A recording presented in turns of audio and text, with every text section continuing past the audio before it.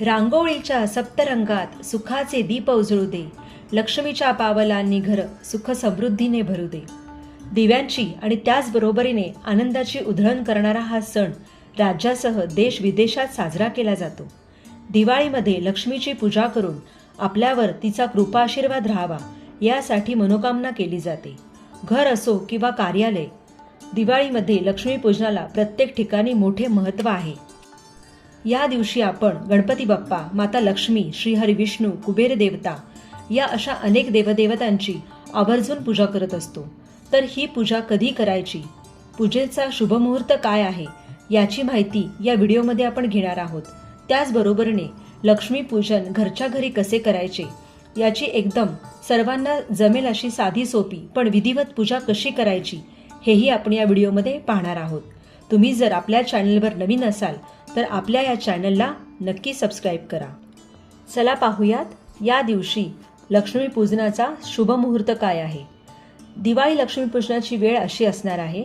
12 नोव्हेंबरला लक्ष्मीपूजन होणार असून लक्ष्मीपूजनाचा मुहूर्त हा संध्याकाळी 5:19 पासून ते 7:19 असा आहे.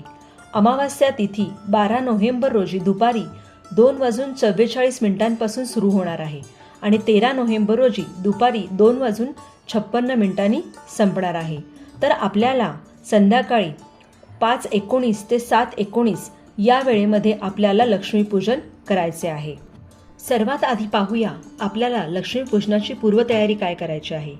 दिवाळीमध्ये लक्ष्मीपूजनाची तयारी करताना घराच्या मुख्य प्रवेशद्वारावर आंब्याची पाने, झेंडूची फुले यांचा समावेश असलेलं तोरण आवर्जून बांधायचं आहे. दिवाळीतील लक्ष्मीपूजन किंवा अन्य कोणत्याही पूजनाच्या वेळी देवघरात कुंकू किंवा शेंदुराचा वापर करून स्वस्तिक काढायचा आहे. त्याचप्रमाणे मुख्य दरवाजाच्या चौकटीवर आणि दारावर आपल्याला कुंकवाने स्वस्तिक काढायचं आहे. स्वस्तिकाच्या मध्ये 4 टिंब द्यायचे आहेत आणि कडेनी 2-2 रेषाही काढायच्या आहेत. त्याचबरोबर आपल्याला 5 टिंबही त्या स्वस्तिकाखाली द्यायचे आहेत. त्याचबरोबर दरवाजावर शुभलाभ असेही आपल्याला लिहायचे आहे. घरात सकारात्मक ऊर्जा येण्यासाठी गंगाजल, हळद आणि कापूर एकत्र करून घरातील प्रवेशद्वाराजवळ शिंपडायचं आहे. त्याचप्रमाणे घराबाहेर आपल्याला रांगोळी काढायची आहे. रांगोळीमध्ये आवर्जून स्वस्तिक, गोपद्म आणि लक्ष्मीच्या पावलांचा समावेश हा असलाच पाहिजे. त्याचप्रमाणे आपल्या दरवाजाला जो उंबरा आहे त्या उंबऱ्यावर आपल्याला गोमूत्र आणि हळदीचं आपल्याला लेपन करून घ्यायचं आहे व त्या उंबऱ्याचीही आपल्याला पूजा करायची आहे. ही सर्व पूर्वतयारी झाल्यानंतर आपल्याला तुळशीजवळ जाऊन दिवा अगरबत्ती लावून हळद कुंकू व्हायचे आहे. अक्षता व फुले वाहून तिची पंचोपचारे पूजा करायची आहे. पंचोपचार पूजा म्हणजे पूजेमध्ये गंध, अक्षता, हळद कुंकू, फुले, धूप, दीप व खडीसाखरेचा नैवेद्य आवर्जून ठेवायचा आहे. व यानंतर आपल्याला तुलसी स्तोत्र किंवा तुलसी मंत्र म्हणायचा आहे. तर अशा प्रकारे तुम्ही तुळशीची पूजा करून हा मंत्र बोलायचा आहे. ओम ह्रीम क्लीम ऐं वृंदावन्ये स्वाहा हा मंत्र आपल्याला तुळशीची पूजा करत म्हणायचा आहे. अशा प्रकारे तुळशीची पूजा झाल्यानंतर आपल्याला केळसुणी रूपातील श्री लक्ष्मीचे गृहप्रवेश पूजन करायचं आहे. यासाठी काय करायचं आहे तर पूजेसाठी आणलेल्या नवीन केळसुणीची गंध, अक्षता, हळद कुंकू व फुले वाहून पूजा करून मुख्य दरवाजाच्या ठिकाणी घेऊन जाण्यासाठी सोबत न्यायचं आहे. म्हणजे मुख्य दरवाजा आपली चौकट आहे तिथे आपल्याला जी केळसुणी आहे, जी लक्ष्मी आहे ती घेऊन उभे राहायचे आहे. त्यानंतर आपल्याला काय करायचं आहे तर प्रवेशद्वाराजवळ हळदी कुंकू वाहून त्याची पूजा करायची आहे.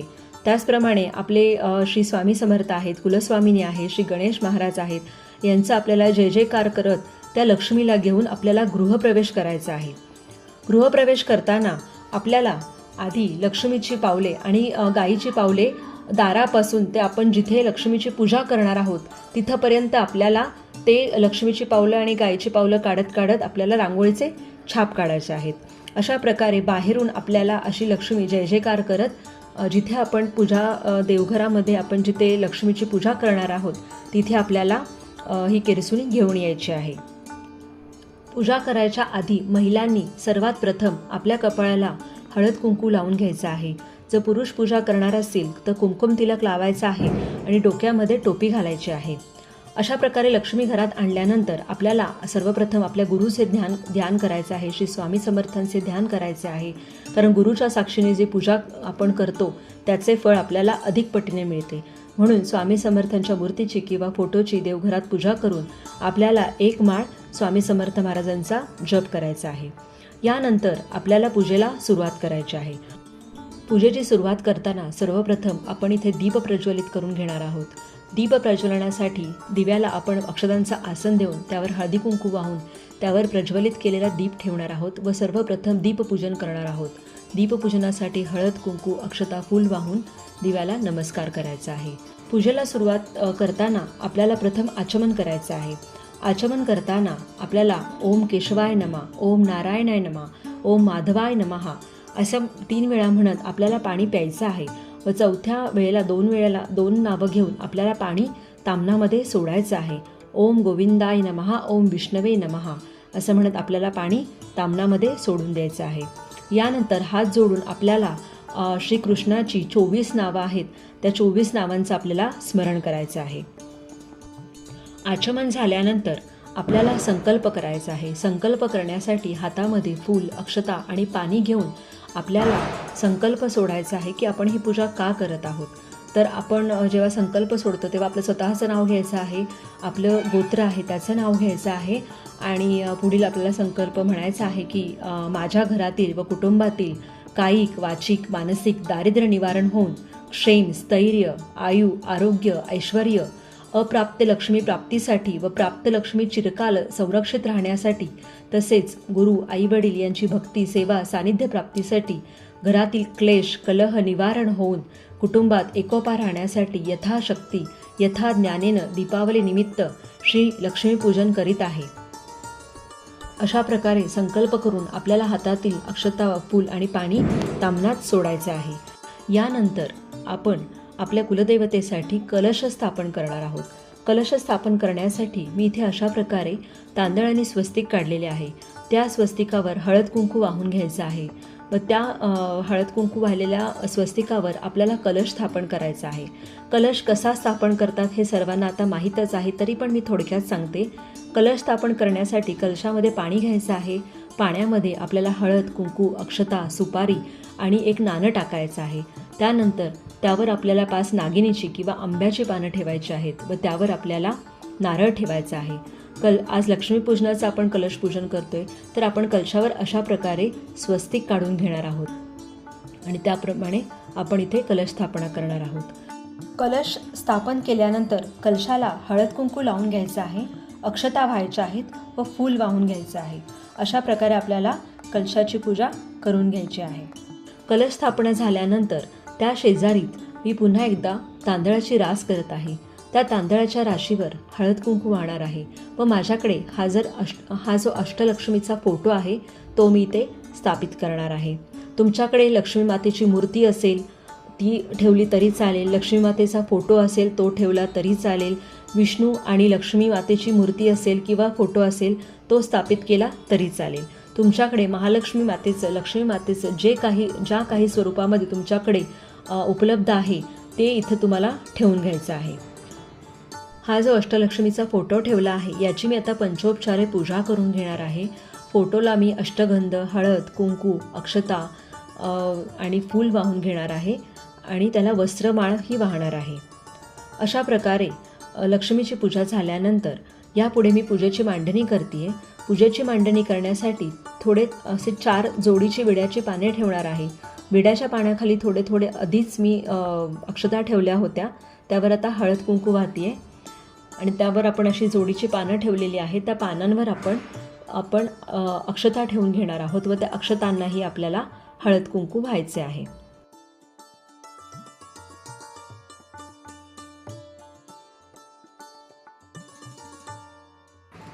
यानंतर या विड्यांच्या पानांवर आपण माता लक्ष्मी, भगवान कुबेरदेव तसेच गणपती बाप्पा आणि एक सर्व देवतांची मिळून 1 सुपारी अशा 4 पानांवर आपण 4 देवतांच्या पूजा करणार आहोत. तर त्याआधी आपल्याला या सर्व देवतांना पंचामृताने व साध्या जलाने अभिषेक करून इथे आपण स्थानापन्न करणार आहोत. प्रथम आपण गणपती बाप्पाची स्थापना करून घेऊया. अशा प्रकारे प्रथम विड्यावर मी गणपती बाप्पाची विघ्नहर्ता म्हणून स्थापना करून घेणार आहे. गणपती बाप्पाला आपल्याला अक्षता, फूल, हळद कुंकू आणि अष्टगंध लावून पंचोपचारे पूजा करायची आहे व विघ्नहर्ता गणपती बाप्पाला आपल्याला प्रार्थना करायची आहे की गणपती बाप्पा आमची ही लक्ष्मीपूजनाची पूजा निर्विघ्नपणे पार पडू देत. अशा प्रकारे आपल्याला याची पूजा करून घ्यायची आहे. पूजा संपन्न झाल्यानंतर आपल्याला गणपती बाप्पाला गुळ खोबऱ्याचा नैवेद्य दाखवायचा आहे. गणपती बाप्पाची पूजा झाल्यानंतर आपल्याला श्रीयंत्र किंवा महालक्ष्मीची मूर्ती याला अभिषेक करून घ्यायचा आहे. पंचामृताने अभिषेक झाल्यानंतर श्री महालक्ष्मीची मूर्ती किंवा कॉईन किंवा श्रीयंत्र हे असे जोडीच्या पानांवर अक्षतांवर स्थापित करायचे आहे. स्थापना झाल्यानंतर आपल्याला याची पंचोपचारे पूजा करून घ्यायची आहे. अष्टगंध, हळद कुंकू, अक्षता आणि फूल वाहून घ्यायचे आहे. मी इथे लक्ष्मीच्या कॉईनची पूजा केलेली आहे व त्याच पुढे मी इथे श्रीयंत्र मांडून घेणार आहे व श्रीयंत्राचीही विधिवत पंचोपचारे पूजा करून घेणार आहे. श्रीयंत्राबरोबरच त्याच्या शेजारी मी माता लक्ष्मीच्या आवडीच्या कवड्याही ठेवलेल्या आहेत. अशा प्रकारे कुंकवाचा अभिषेक करायचा आहे. श्रीयंत्राला अभिषेक करताना आपल्याला लक्ष्मी गायत्री मंत्र आणि विष्णू गायत्री मंत्र म्हणायचा आहे. इथे मी आता कुबेर यंत्राची स्थापना करून घेणार आहे. त्यासाठी कुबेर यंत्राला पंचामृताने आणि जलाने मी अभिषेक करून घेणार आहे व त्याची त्या पानांवर आपण स्थापना करणार आहोत. अशा प्रकारे अभिषेक करून घ्यायचा आहे. तर मी कुबेर यंत्र इथे पानावर स्थापित करत आहे आणि त्या यंत्राची सुद्धा आपल्याला पंचोपचारे गंध, फूल, अक्षता आणि हळद कुंकू वाहून पूजा करायची आहे.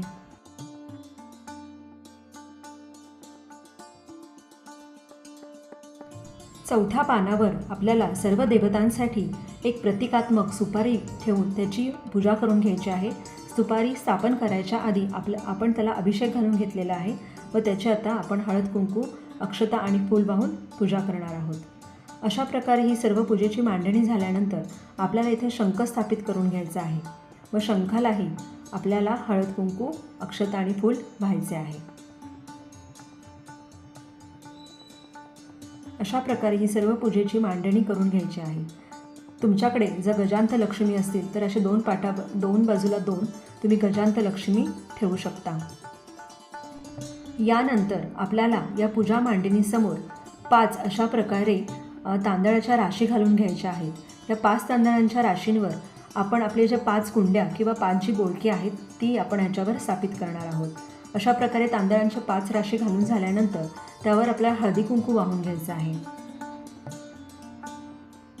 हे पहा, अशा प्रकारे हळदी कुंकू वाहिल्यानंतर आपल्याला त्याच्यावर ही बोलकी किंवा कुंड्या किंवा ही जी मातीची मडकी आहेत आपल्याला ती ठेवून घ्यायची आहेत. यामध्ये एकामध्ये नाणी आहेत, एकामध्ये धने आहेत, एकामध्ये तांदूळ, एकामध्ये बत्तासे आणि एकामध्ये मी साळीच्या लाह्या घेतलेल्या आहेत. या सर्वांची आपल्याला पूजा करून घ्यायची आहे. हळद कुंकूला वाहून घ्यायचं आहे आणि त्याच्यानंतर अक्षता आणि फूल आपल्याला याच्यावर व्हायचं आहे. त्याच्याच पुढे आपल्याला अशा प्रकारे अक्षतांनी स्वस्तिक बनवून घ्यायचे आहे. त्या स्वस्तिकावर हळद कुंकू वाहून घ्यायचे आहे व आपण जी मगाशी दारातून आतमध्ये जी केरसुनी, जी लक्ष्मी आणली तिची आपल्याला विधिवत पूजा करायची आहे. त्यासाठी केरसुनीवर आपण हळद कुंकू वाहणार आहोत. हळद कुंकू वाहून झाल्यानंतर त्याच्यावर आपण अक्षता वाहणार आहोत आणि फुले वाहून घेणार आहोत. अशा प्रकारे केरसुनीची, झाडूची पूजा झाल्यानंतर आपल्याला आपल्या घरातील सोने, चांदी, पैसे, ATM कार्ड, पासबुक, चेकबुक याचीसुद्धा पूजा करून घ्यायची आहे. त्यासाठी इथे पाटावर तांदळाची रास बनवली आहे. तांदळाला आपण हळद कुंकू वाहणार आहोत. हळद कुंकू वाहून झाल्यानंतर अशा प्रकारे एका तांबडामध्ये आपल्याला आपल्या घरातील सर्व सोने, चांदी, दागिने घ्यायचे आहेत. त्यातच आपल्याला पैसे, ATM कार्ड, तुमचे पासबुक असेल, चेकबुक असेल तेही इथे ठेवून घ्यायचे आहे. तुम्ही शेजारी तांबडाच्या ठेवले तरी चालू शकते. तर अशा प्रकारे आपल्याला याचीसुद्धा पंचोपचारे पूजा करून घ्यायची आहे. त्यासाठी इथे हळद कुंकू व्हायचं आहे, अक्षता व्हायच्या आहेत आणि फूल वाहून घ्यायचं आहे व त्याची मनोभावे प्रार्थना करायची आहे. दिवाळीमध्ये मातीच्या दिव्यांना खूप मान असतो. त्यामुळे देवासमोर इथे 5 मातीचे दिवे मी लावून घेतलेले आहेत. अशा प्रकारे मातीचे आपल्याला पणत्या लावायच्या आहेत आणि त्या प्रज्वलित करून घ्यायच्या आहेत। सर्व पूजा झाल्यानंतर आपल्याला देवाला नैवेद्य दाखवायचा आहे। लक्ष्मीपूजनाच्या दिवशी देवाला नैवेद्य म्हणून तुम्ही मिठाई, घरात जे काही फराळाचं बनेल ते, आणि या दिवशी आवर्जून देवी मातेसाठी खीरपुरीचा नैवेद्य करायचा आहे व तोही दाखवायचा आहे। त्याचप्रमाणे एका खोबऱ्याच्या वाटीमध्ये आपल्याला लाह्या आणि बत्ताशे भरून त्याचाही नैवेद्य आपल्याला माता लक्ष्मीला दाखवायचा आहे। तर अशा प्रकारे ही आपल्याला लक्ष्मीची पूजा करून घ्यायची आहे। लक्ष्मीपूजन सर्व पूजा संपन्न झाल्यानंतर आपल्याला यथासांग देवी लक्ष्मीची सेवा करून घ्यायची आहे। सेवा करण्यासाठी आपल्याला विष्णू गायत्री मंत्र म्हणायचा आहे, लक्ष्मी गायत्री मंत्र म्हणायचा आहे, श्री कमलात्मक मंत्र म्हणायचा आहे, तसेच व्यंकटेश स्तोत्र, गणपती अथर्वशीर्ष, श्री सूक्त आपल्याला 16 वेळा यावेळेस म्हणायचं आहे। श्री सूक्त म्हणणे ही देवी लक्ष्मीची सर्वात उच्च कोटीची सेवा आहे। प्रत्येकाकडे परंपरेप्रमाणे, रूढीप्रमाणे लक्ष्मीपूजन करण्याच्या वेगवेगळ्या पद्धती आहेत, पण साधारण या पद्धतीने आपण लक्ष्मीपूजन करू शकतो। यासाठी ही साधी सोपी विधिवत पूजा दाखवलेली आहे। माता लक्ष्मीला शांतता अधिक प्रिय आहे, त्यामुळे लक्ष्मीपूजन करतेवेळी कर्कश वाद्ये, फटाके वाजवणे शक्यतो टाळावे। लक्ष्मीपूजनाच्या दिवशी आपल्याला एक महत्त्वाचं काम करायचं आहे, ते म्हणजे या दिवशी घराची सर्व दारे, खिडक्या रात्री 12 वाजेपर्यंत उघड्या ठेवायच्या आहेत, तसेच सर्व दिवे सुरू ठेवायचे आहेत। बरोबर रात्री 12 वाजता जुन्या केरसुनीने घरातील मागील भिंतीपासून एका सरळ रेषेत केरसुनी न उचलता झाडत आणायचं आहे आणि केरसुनी उंबरठ्यावर आपटायची आहे व तिचा एक फड मोडून किंवा तोडून बाहेर टाकायचा आहे। ही कृती करत असताना अलक्ष्मी निस्सारण असं म्हणायचं आहे। याला अलक्ष्मी निस्सारण असे म्हणतात। तर बरोबर रात्री 12 वाजता हे आपल्याला करायचं आहे। अलक्ष्मी निस्सारण म्हणजे घरातील अलक्ष्मी बाहेर काढणे। अलक्ष्मीला बाहेर काढल्याशिवाय लक्ष्मी घरात प्रवेश करत नाही, म्हणून रात्री 12 वाजता आपल्याला ही कृती करायची आहे। घरात जेव्हा आपण सर्व दिवे चालू ठेवणार आहोत, तेव्हा घराच्या भोवती किंवा घराच्या बाहेर आपल्याला पणत्या लावून माता लक्ष्मीचं स्वागत करायचं आहे। लक्ष्मीपूजन झाल्यानंतर घरातील पुरुष मंडळींनी एक महत्त्वाचं काम करायचं आहे, आणि ते म्हणजे आपल्या घरातील गृहलक्ष्मींची पूजा। तुमच्या घरात तुमची आई असेल, बायको असेल, मुलगी असेल, बहीण असेल, सून असेल, तर या सर्वांची तुम्हाला हळद कुंकू लावून पूजा करायची आहे। त्यांना साडी चोळी घेऊन, मुलीला कपडे घेऊन त्यांचा सन्मान करायचा आहे आणि त्यांचा आशीर्वाद घ्यायचा आहे। तर अशा प्रकारे तुम्ही आपल्या गृहलक्ष्मींचं पूजन करायचं आहे, कारण याच आपल्या घरातल्या लक्ष्मी आहेत, ज्या आपला संसार नेटाने करत आहेत। तर न चुकता पुरुष वर्गाने हे काम करायचं आहे। चला तर मग पुन्हा भेटूयात पुढच्या व्हिडिओमध्ये। व्हिडिओ आवडला असेल तर नक्की लाईक, शेअर आणि सबस्क्राईब करा, कारण हा चॅनल माझा नाही, आपल्या सगळ्यांचा आहे। थँक्यू. Stay tune.